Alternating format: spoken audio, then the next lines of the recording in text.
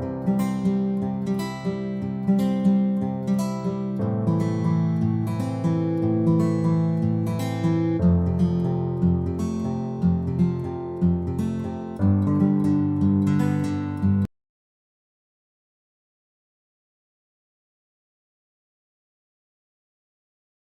siang Pak Tarsono, apa kabar hari ini? Selamat siang, baik. Alhamdulillah. Oke, hari ini saya ingin mewawancara Pak Tarsono tentang lima teknik ya Pak. Nah, Bapak sebagai kepala sekolah tentunya sering menemukan hal-hal yang berkaitan dengan dilema etika saat melakukan kegiatan atau kasus-kasus yang mengharuskan Bapak dalam pengambilan sebuah keputusan. Nah, selama ini bagaimana Bapak dapat mengidentifikasi kasus-kasus yang merupakan dilema etika atau tujuan moral? Baik. Jadi untuk kasus-kasus yang berhubungan dengan dilema etika itu adalah kasus-kasus yang menghadapkan saya pada dua sudut pandang yang berbeda dan mengharuskan saya mengambil sikap atau apa yang harus saya lakukan sebagai kepala sekolah. Sedangkan tujuan moral yaitu situasi ketika saya dihadapkan dengan kasus-kasus terbentuk perasaan tidak enak, kemudian juga di situ mungkin ada permasalahan hukum. Nah, kasus tersebut mungkin dikatakan kasus yang bersifat rujukan moral. Gitu ya. Nah, selama ini bagaimana Bapak menjalankan pengambilan keputusan di sekolah Bapak, terutama untuk kasus-kasus di mana ada dua kepentingan yang sama-sama benar atau sama-sama mengandung nilai kebajikan. Ketika dua-duanya itu mengandung nilai kebenaran, tentunya kita akan mempertimbangkan mana yang lebih punya nilai yang satu mungkin dihubungkan dengan kepentingan orang banyak, karena kebenaran itu kan ada kebenaran yang sifatnya pribadi dan ada yang bersifat umum. Maka kita prioritaskan yang umum dulu. Kemudian dalam mengambil keputusan kita juga memperhatikan aturan yang berlaku serta mempertimbangkan masukan-masukan dari komunitas sekolah, orang tua murid, guru atau stakeholder yang berkepentingan. Kemudian lantas biasanya langkah-langkah atau prosedur seperti apa yang biasa Bapak lakukan selama ini? Jadi langkah yang pertama biasanya saya akan melakukan komunikasi dengan pihak-pihak yang terlibat untuk mencari data dan fakta yang relevan dengan kasus tersebut. Jika penyebab permasalahannya itu hanya jenis komunikasi, maka biasanya masalah itu akan cepat terselesaikan.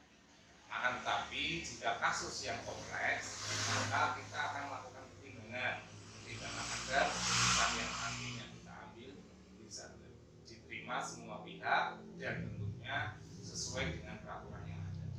Nah, apakah langkah-langkah tersebut efektif dalam pengambilan keputusan pada kasus-kasus dilema etika, Pak? Atau ada langkah-langkah yang lain? Oke, langkah-langkah tersebut menurut saya juga bisa diterapkan untuk menangani kasus-kasus dilema etika. Mungkin ditambah dengan langkah pengujian terhadap berbagai pendapat yang muncul dalam penyelesaian masalah sehingga bisa diambil keputusan yang terbaik. Gitu ya. Nah, kemudian hal-hal apa saja yang selama ini merupakan tantangan dalam pengambilan keputusan pada kasus-kasus dilema etika? Tantangan dalam menangani kasus ini yaitu ketika sebagai seorang pemimpin dituntut untuk bisa berkomunikasi dengan efektif untuk memediasi kedua belah pihak agar bisa duduk bersama dengan kepala diri. Selain itu, kita juga harus banyak mempelajari hal-hal yang bersifat peraturan sebagai referensi memecahkan kasus tersebut. Kemudian pada saat menyelesaikan kasus tersebut, Pak, apakah Bapak akan langsung menyelesaikan di tempat atau memiliki sebuah jadwal untuk menyelesaikannya? Nah, jika terjadwal, seperti apa kira-kira bentuk prosedur yang Bapak jalankan? Tergantung kompleks atau tidaknya kasus tersebut. Jika kasusnya itu sederhana, memang harus diselesaikan langsung, ya langsung langsung kita tangani cepat. Tetapi jika kasus itu bersifat pelanggaran dan kompleks, itu biasanya kita buat jadwal dengan langkah-langkah yang sistematis untuk menyelesaikan kasus tersebut. Misalnya, pertama kita lakukan komunikasi dengan pihak-pihak yang terkait. Setelah itu kita buat jadwal pertemuan lagi untuk mencari penyelesaian dan sampai yang terakhir yaitu pengambilan keputusan. Ya. Kemudian nih Pak, adakah seseorang atau faktor-faktor apa yang selama ini mempermudah atau dapat membantu Bapak dalam pengambilan keputusan dalam kasus-kasus etika? Jelas, karena sekolah ini di bawah naungan dinas pendidikan dan maka kita biasanya berkoordinasi dengan pengawas sekolah jika kasus terkait dengan guru atau mungkin dengan koordinator wilayah kecamatan bidang pendidikan jika kasus tersebut mengenai kepegawaian untuk membantu dalam mengambil keputusan. Oke Pak. Kemudian nih terakhir Pak, dari semua hal yang disampaikan, poin apa saja yang sekiranya bisa Bapak simpulkan dari pengalaman Bapak tersebut dalam pengambilan keputusan bidang etika? Jadi untuk calon guru penggerak yang nantinya akan menjadi pemimpin pembelajaran ke depan di dunia pendidikan baik sebagai guru, kepala sekolah, bahkan pengawas yang harus dikuasai satu adalah tentang ilmu komunikasi. Itu penting. Ya, ilmu komunikasi adalah salah satu sarana untuk kita menemukan titik komunikasi supaya tidak ada jarak. Kedua, ya kita harus mencermati fakta-fakta yang ada dan pendapat orang-orang yang berkepentingan sebagai pertimbangan kita mengambil keputusan. Dan ketiga adalah kita harus betul-betul memahami peraturan agar keputusan yang kita ambil tidak menyalahi peraturan. Oke, baik. Terima kasih Pak Laksono atas waktunya dan kesempatan yang sudah diberikan pada saya pada hari ini. Mudah-mudahan apa yang disampaikan nanti bisa menjadi pembelajaran buat saya agar dapat lebih baik dalam mengambil keputusan. Terima kasih Pak. Assalamualaikum.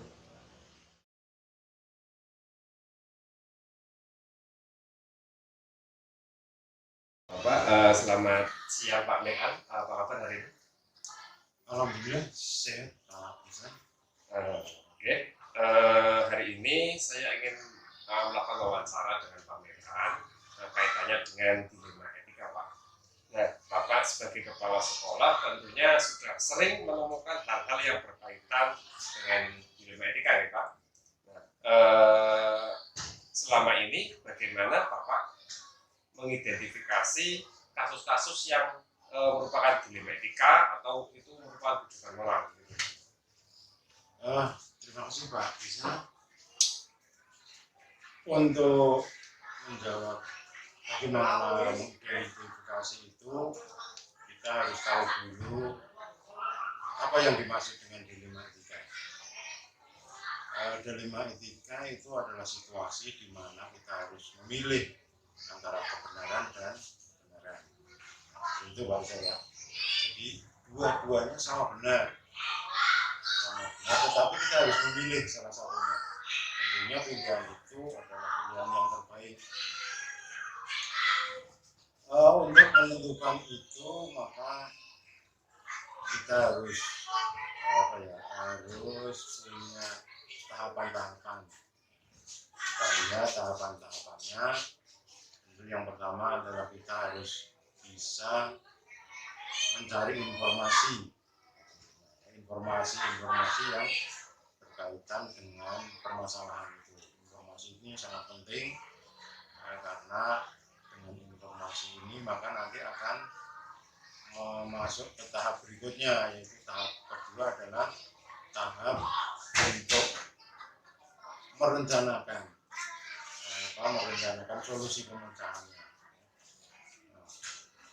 Berdasarkan informasi itu kita mencari atau menentukan solusi-solusi pemecahan masalah itu. Mencari solusinya, tentunya solusi yang kita pilih itu yang kita rancang itu jangan hanya satu pilihan ya, karena banyak kemungkinan nanti. Jadi rencana pemecahan masalah harus lebih dari satu kalau bisa ya. Jadi itu untuk membuat alternatif jika pemecahan ini tidak setelah menentukan rencana pemecahan masalah, maka kita harus memilih dari beberapa solusi yang tadi yang sudah kita tahu rencananya, solusinya seperti ABC ya, rencana A, rencana B, dan maka yang terakhir adalah kita menentukan kira-kira rencana apa yang paling tepat untuk pemecahan masalah. Inilah tahapan-tahapan yang saya lakukan untuk menentukan mengidentifikasi itu, berdasarkan permasalahan-permasalahan yang terjadi di sekolah. Nah itu tadi kaitannya dengan identifikasi ya Pak. Sekarang bagaimana Bapak menjalankan pengambilan keputusan tersebut, terutama untuk kasus-kasus di mana ada dua kepentingan yang sama benar seperti tadi yang Bapak sampaikan, atau sama-sama mengandung nilai kebajikan. Ini contoh real aja yang gampang ya, biar kita lebih paham. Teori saja kan sulit, kita karena ada dua hal kan, di dunia etika dan satunya apa, etika moral. Itu dua hal yang hampir sama ya. Satu benar dengan benar, yang kedua adalah salah dengan benar. Tapi ini kalau tidak paham nanti akan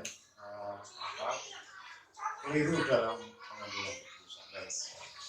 Dalam hal ini langkah-langkah atau apa tadi? Menjalankan pengambilan keputusan. Mengambil keputusan itu tentunya yang sesuai dengan tahapan tadi, saya harus mencari informasi. Kalau yang terjadi di sekolah saya, informasi yang saya gali pertama, kalau itu berkaitan dengan siswa, tentunya murid. Pertama, saya harus tahu dulu dari yang punya masalah. Yang punya masalah kalau siswa, ya kita gali dulu informasi itu dari siswa. Kemudian yang kedua, ya kita gali juga informasi dari orang tua. Jangan lupa, karena apapun yang terjadi di sekolah, orang tua juga harus tahu. Mungkin antara kegiatan di sekolah dengan di rumah itu, kalau di sekolah misalkan bantu, ternyata di rumah alim anaknya kan bisa jadi itu juga harus kita gali informasi dari orang tua. Yang ketiga tentunya dari guru ya. Harus kita gali informasinya. Setelah itu kita dapat informasinya, kita lanjutkan dengan langkah tadi yang kedua, menentukan alternatif pemecahan masalah. Jadi tahapan-tahapan seperti yang saya terangkan di awal itu yang menjadi patokan dalam mengambil keputusan saya lakukan. Oke Pak, tadi Bapak sudah menyebutkan langkah-langkah ya Pak ya. Nah sekarang apakah langkah-langkah tersebut efektif dalam pengambilan keputusan Pak pada kasus-kasus dilema etika, atau ada langkah-langkah yang lain? Kalau itu sudah dilakukan, ya, yang selama ini saya alami cukup efektif ya, karena itu sudah melibatkan semua yang berkepentingan, sehingga dalam pengambilan keputusan itu harus bisa memuaskan semua pihak. Yang penting itu satu, bisa ada punya rasa keadilan bagi yang bermasalah, sehingga tidak menimbulkan permasalahan-permasalahan yang baru. Yang tidak kalah pentingnya adalah bahwa dalam pengambilan keputusan itu jangan sampai membuat anak, kalau ini terjadi pada anak, itu anak menjadi semacam traumatis, itu jangan sampai terjadi. Oke, Pak. Kemudian dalam pengambilan keputusan, adakah hal-hal yang merupakan tantangan, Pak, dalam pengambilan keputusan kasus-kasus kriminal etika? Tantangannya tentu ada, ya, tentu ada, terutama kejujuran dalam pengambilan, memberikan informasi. Itu kunci, ya, kunci. Apakah keputusan nanti akan tepat atau tidak, itu adalah kunci dari informasi yang diberikan secara jujur, terbuka, ya. Sehingga nantinya apabila diputuskan itu sesuai dengan kenyataan yang terjadi. Kalau itu ada yang ditutup-tutupi, nanti ya, mungkin tidak akan bisa tepat, tidak akan bisa memuaskan. Itu tantangannya satu. Kemudian tantangan berikutnya tentu tidak hanya masalah pemberian informasi, tentunya dari lingkungan. Kadang-kadang orang yang bermasalah itu sudah ada pengaruh-pengaruh dari lingkungan yang sudah mempengaruhi, dari lingkungan yang kurang mendukung, itu juga menjadi sebuah tantangan. Tapi alhamdulillah di Sawangan untuk selama ini untuk dari masyarakat itu sangat mendukung sekali. Dari masyarakat belum kami temui pemecahan masalah. Oke, Pak. Kemudian pada Pak Mir'an menyelesaikan sebuah kasus, Pak Mir'an itu biasanya langsung menyelesaikan di tempat atau memiliki sebuah jadwal untuk menyelesaikannya? Jika terjadwal, seperti apa bentuk atau prosedur yang Bapak lakukan? Selama ini yang saya temui itu tidak terjadwal. Kenapa tidak terjadwal? Karena ini adalah kasus-kasus atau permasalahan yang segera diselesaikan.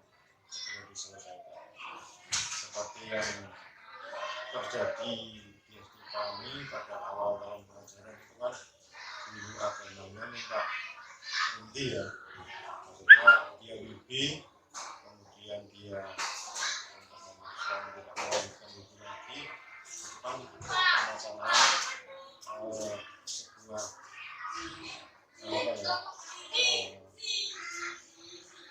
dilematika juga.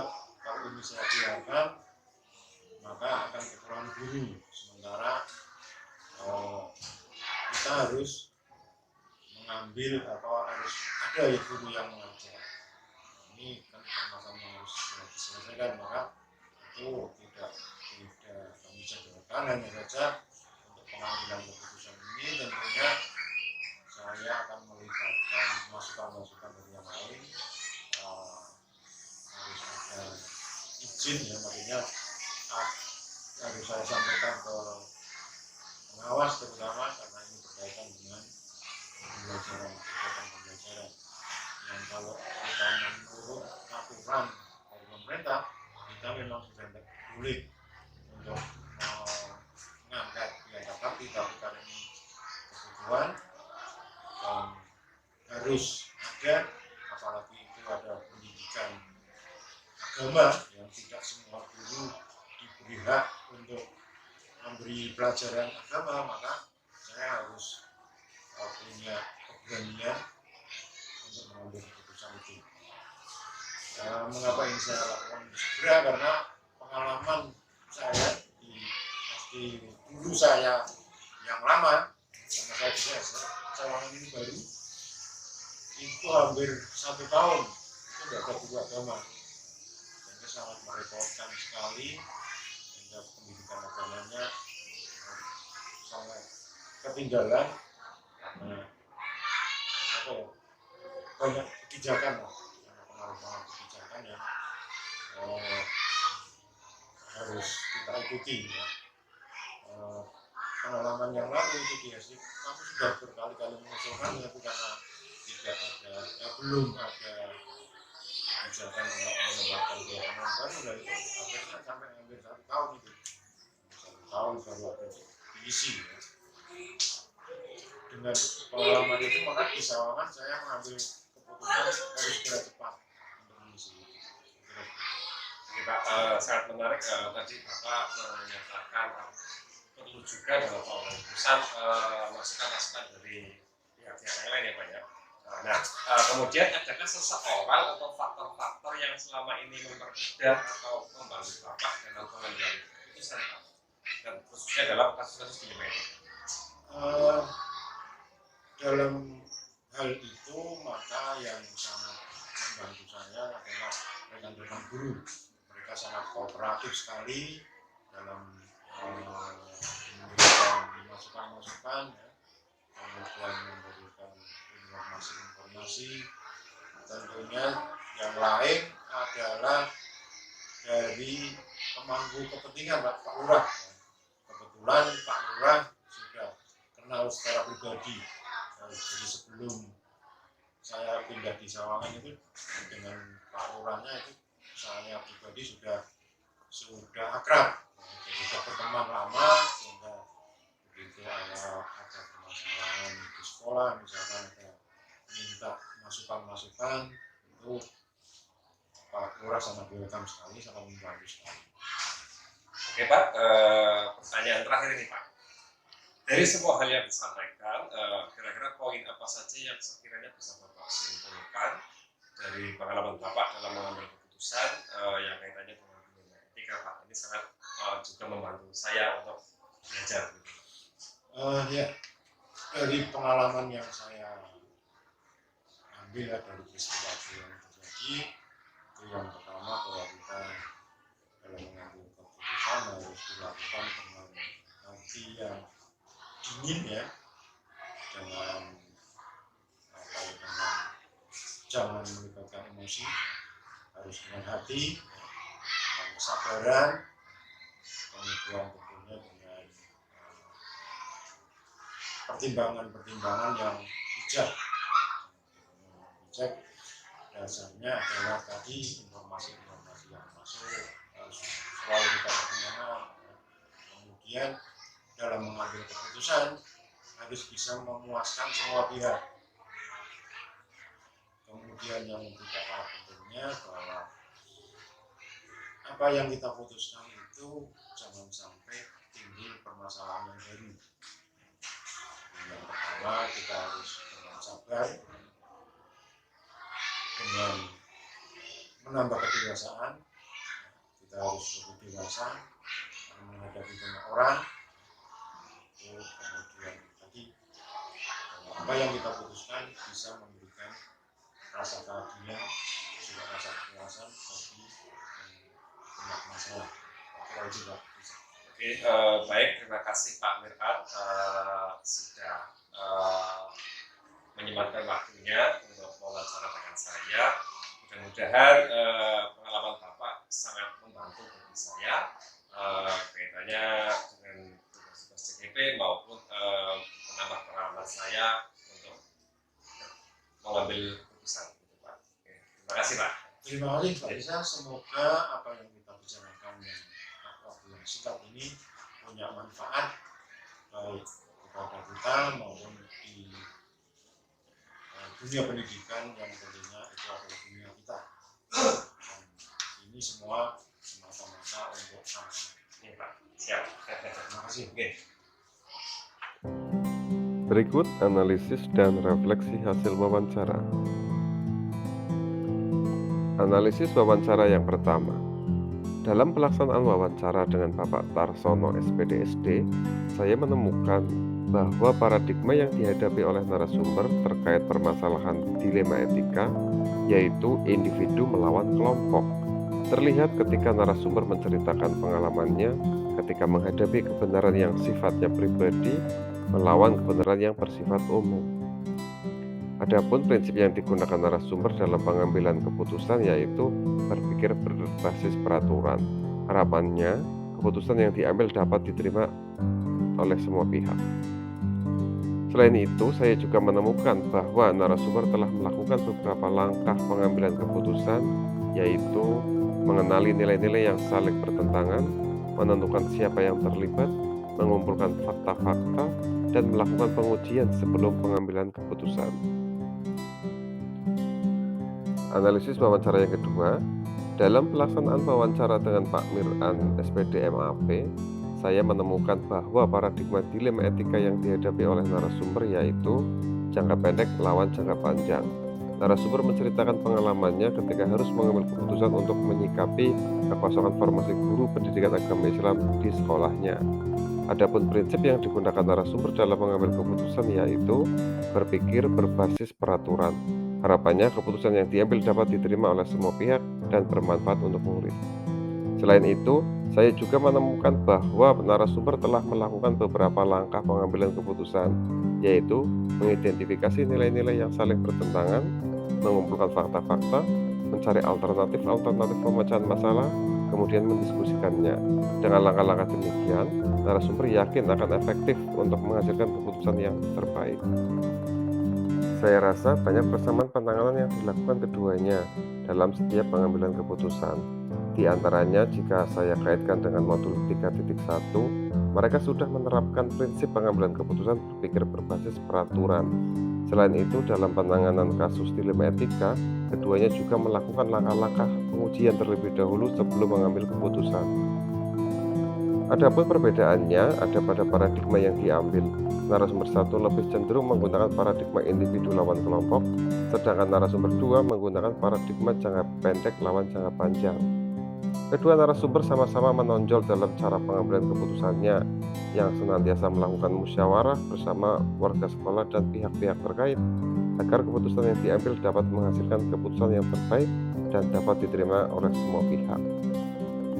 Rencana tidak lanjut ke depan dan efektivitas dalam pengambilan keputusan menurut dua narasumber yang saya wawancari yaitu: pertama, Bapak Tarsono SPD SD dalam pengambilan keputusan kasus dilema etika menegaskan bahwa dirinya akan berusaha untuk melakukan komunikasi dengan pihak-pihak yang terkait untuk mencari data dan fakta yang relevan, kemudian mencari alternatif pemecahan masalah dengan bermusyawarah agar bisa diterima semua pihak dan tentunya sesuai dengan peraturan yang ada.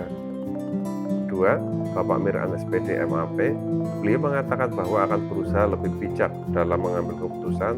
Jangan sampai keputusan yang diambil justru mendatangkan masalah yang baru.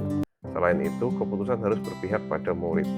Untuk menguji efektivitas dari keputusan yang diambil, keduanya relatif sama, yaitu menguji dengan peraturan yang ada dengan keputusan yang mereka ambil dan mendiskusikannya dengan pihak-pihak yang berkepentingan.